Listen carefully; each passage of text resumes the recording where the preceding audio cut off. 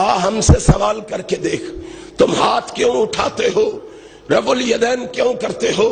ہم اعلان کر کے کہیں گے رب ذوالجلال کی قسم ہے، ہم اس لیے نہیں کرتے کہ ہم نے اس لیے شروع کی ہے کہ ہمارے مولوی صاحب نے کہا ہے، ہمارے پیر صاحب نے کہا ہے۔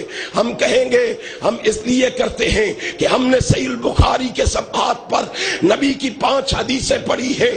ہم اس لیے کرتے ہیں کہ ہم نے صحیح مسلم میں نبی کی 6 حدیثیں پڑھی ہیں۔ ہم اس لیے کرتے ہیں کہ ہم نے جامعہ ترمذی میں نبی کی 1 حدیث پڑھی ہے۔ ہم اس لیے کرتے ہیں کہ ہم نے ابو داؤد میں نبی کی 9 حدیثیں پڑھی ہے۔ ہم اس لیے کرتے ہیں کہ ہم نے نسائی میں نبی کی 20 حدیثیں پڑھی ہے۔ ہم اس لیے کرتے ہیں کہ ہم نے ابن ماجہ میں نبی کی 7 حدیثیں پڑھی ہے۔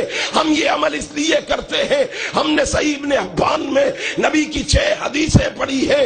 ہم یہ عمل اس لیے کرتے ہیں، ہم نے صحیح ابن خزیمہ میں نبی کی 13 حدیثیں پڑھی ہے۔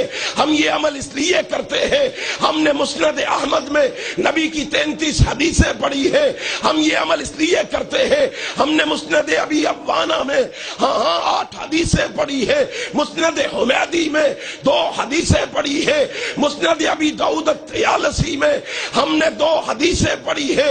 مسند شافعی میں ہم نے 1 حدیث پڑھی ہے۔ ہم یہ عمل اس لیے کرتے ہیں کہ ہم نے سنن البیہقی میں 38 حدیثیں پڑھی ہے۔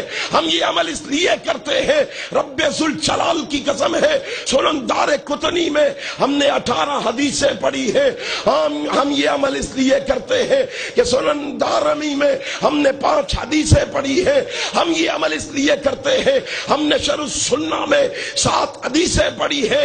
ہم یہ عمل اس لیے کرتے ہیں کہ ہم نے رب ذوالجلال کی قسم ہے اور مصنف ابن ابی شیبہ میں 11 حدیثیں پڑھی ہے۔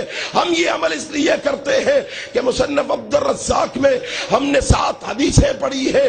ہم یہ عمل اس لیے کرتے ہیں، ہم نے موطا امام محمد میں 1 حدیث پڑھی ہے۔ لوگوں ہم یہ عمل اس لیے کرتے ہیں، ہم نے 43 حدیثیں جز رب الیدین میں پڑھی ہے۔ یہ ساری حدیثیں ہم پڑھ کے اعلان کرتے ہیں، یہ ہمارے دلائل ہیں۔ لوگوں سن لو، اب اہل حدیث کٹ سکتا ہے، مٹ سکتا ہے، مر سکتا ہے، محمد کی حدیث کو چھوڑ نہیں سکتا۔